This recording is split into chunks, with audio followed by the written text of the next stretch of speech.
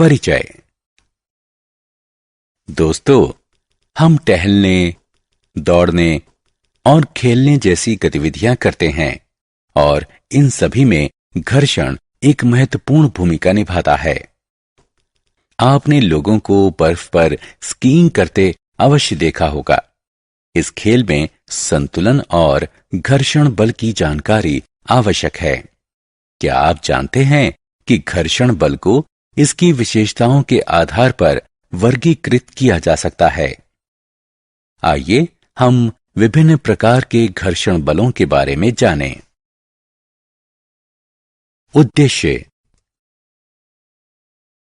इस पाठ के अंत में आप निम्न करने में सक्षम हो जाएंगे: घर्षण के प्रकार का वर्णन करना, घर्षण के लाभ और हानि की चर्चा करना, घर्षण बढ़ाने या घटाने के तरीके बताना। घर्षण के प्रकार। घर्षण को 4 प्रकार में बांटा जा सकता है: स्थैतिक घर्षण, सर्पी घर्षण, लोटनिक घर्षण और तरल घर्षण। स्थैतिक घर्षण और सर्पी घर्षण। जमीन पर पड़ी हुई गेंद विरामावस्था में है। इस समय इस पर स्थैतिक घर्षण काम कर रहा है। 2 धरातलों जो कि तुलनात्मक रूप से परस्पर विराम की अवस्था में हैं, इनके बीच लगने वाले घर्षण को स्थैतिक घर्षण कहते हैं। स्थैतिक घर्षण में पिंड में कोई वास्तविक गति नहीं होती। स्थैतिक घर्षण में स्थैतिक घर्षण बल आरोपित बल के बराबर होता है। स्थैतिक घर्षण विराम में पड़ी हुई वस्तु के सरकने की शुरुआत के साथ ही समाप्त हो जाता है। जब हम गेंद को धकेलते हैं तो यह चलना शुरू कर देती है। जब कोई वस्तु धीरे धीरे सरकती है या संप्रण करती है तो उस समय लगने वाले घर्षण को सर्पी घर्षण कहते हैं। एक बार कोई वस्तु सरकना शुरू कर देती है तो सर्पी घर्षण थोड़ा कम हो जाता है या स्थैतिक घर्षण से कम होता है। सर्पी घर्षण में सर्पी घर्षण बल सतत खिंचाव बल के बराबर होता है। लोटनिक घर्षण। आपने अटैचियों और अन्य सामानों पर पहिए या रोलर जड़े देखे होंगे। ऐसे सामान को कोई बच्चा भी खींच सकता है। ऐसा क्यों होता है? आइए पता लगाएं। रोलर घर्षण को कम कर देता है और रोलर पर स्थित सामान को लोटन कराता है। किसी वस्तु को दूसरी वस्तु पर सरकने की तुलना में लोटन करना सदैव आसान होता है। यही कारण है कि रोलर जड़ा सामान खींचना सुविधाजनक होता है। किसी वस्तु में लगे रोलर और धरातल के बीच लगने वाले घर्षण बल को लोटनिक घर्षण कहते हैं। क्योंकि लोटनिक घर्षण सर्पी घर्षण से बहुत कम होता है, इसलिए अधिकतर मशीनों में संपरण को बॉल बेयरिंग की सहायता से लोटन में प्रतिस्थापित कर दिया गया है। छत के पंखों तथा साइकिलों में धुरी तथा नाभि के बीच वॉल बियरिंग का उपयोग इसके सामान्य उदाहरण हैं। तरल घर्षण। सिर्फ धरती ही घर्षण बल नहीं लगाती, बल्कि वायु और जल भी घर्षण बल लगाते हैं। विज्ञान में गैस और द्रव का सामान्य नाम तरल है। आइए तरल घर्षण के कुछ उदाहरण देखें। मछलियों का रेखीय शरीर उनके शरीर और जल के बीच घर्षण कम करने में सहायता करता है। नाव और जलपोत आगे से पतले और बगल में ढलाव वाले होते हैं। इसे रेखीय आकार कहते हैं। रेखीय आकार तरल माध्यमों में घर्षण को कम कर देता है, जिस माध्यम में से ये वस्तुएं गति करती हैं। जल तैर रहे जलपोत पर घर्षण लगाता है। तरल घर्षण। रात को स्वच्छ आकाश में उल्का देखी जा सकती हैं। ये आकाश में तैरता हुआ शैल का छोटा टुकड़ा है, जिसे उल्का पिंड कहते हैं। क्या आप जानते हैं कि इसमें आग क्यों लग जाती है? जब एक उल्का पिंड अंतरिक्ष से फिसलकर पृथ्वी के वायुमंडल में प्रवेश करता है तो यह वायु से प्रतिकूल घर्षण करता है। उल्का पिंड की गति अत्यधिक तीव्र होती है, इसलिए वायु में आते समय इसका घर्षण भी बहुत ज्यादा होता है। इससे ऊष्मा उत्पन्न होती है और पिंड ज्वाला के रूप में जलता है। जलता हुआ उल्का पिंड अपने पीछे एक लकीर छोड़ता है। वायु में उड़ते हुए वायुयान घर्षण का सामना करते हैं। क्योंकि वायुयान तेज चलते हैं, इसलिए उनके और वायु के बीच का घर्षण अत्यधिक होता है।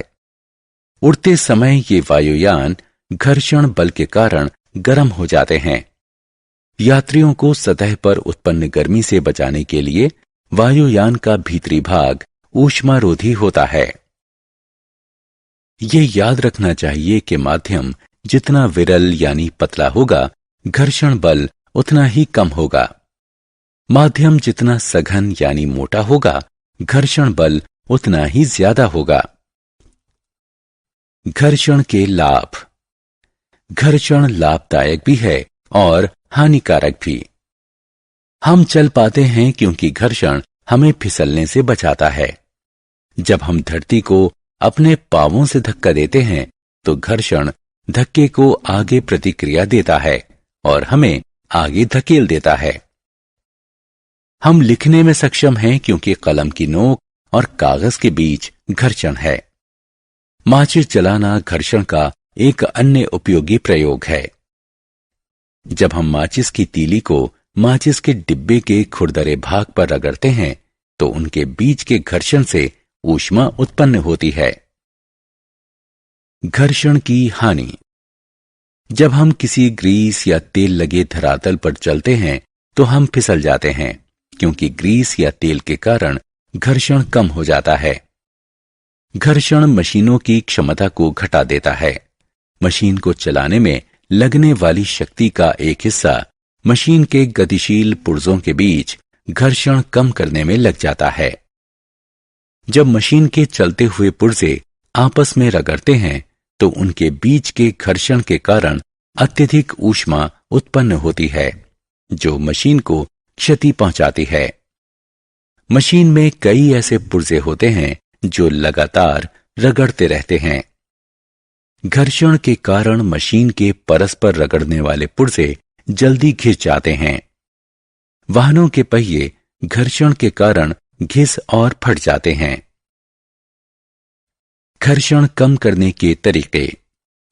घर्षण को निम्न तरीकों से कम किया जा सकता है: पॉलिश करके या पाउडर लगाकर। हम खुरदरी सतह को पॉलिश या पाउडर लगाकर चिकना बना सकते हैं। चिकनाई के कारण सतह का घर्षण कम हो जाता है। बाल बेरिंग का प्रयोग करके। बाल बेरिंग एक खोखली गोल आकृति वाले यंत्र होते हैं जिसमें धातु की छोटी छोटी गेंदें होती हैं, जो कि धुरी की तरह एक मशीन के घूमते हुए हिस्से के चारों ओर लगाए जाते हैं। बाल बेरिंग सर्पी घर्षण को लोटनिक घर्षण में बदलकर घर्षण को कम कर देते हैं। रोलर और पहिए का प्रयोग करके। बहुत सी भारी वस्तुएं जैसे भारी सूटकेस में घर्षण कम करने के लिए छोटे पहिए जड़े जाते हैं, जिसे रोलर कहते हैं, ताकि उसे आसानी से खींचा जा सके। रेखीय आकार द्वारा। कार, हवाई जहाज और रॉकेट का आकार घर्षण कम करने के लिए रेखीय यानी स्ट्रीमलाइन्ड बनाया जाता है। नाव तथा जलपोत का आकार भी जल में घर्षण कम करने के लिए रेखीय बनाया जाता है।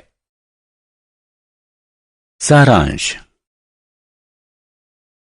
आइए हमने जो कुछ सीखा है उसे संक्षेप में दोहराएं। सर्पी घर्षण स्थैतिक घर्षण से कम होता है। लोटनिक घर्षण सर्पी घर्षण से कम होता है। नाव और जलयान जल से गुजरते समय जल से घर्षण बल अनुभव करते हैं और हवाई जहाज और अंतरिक्षयान वायु से। घर्षण बल के कारण संपर्क में आने वाली सतह घिस और टूट जाती है और ऊष्मा उत्पन्न करती है। घर्षण को निम्नलिखित माध्यमों से घटाया जा सकता है।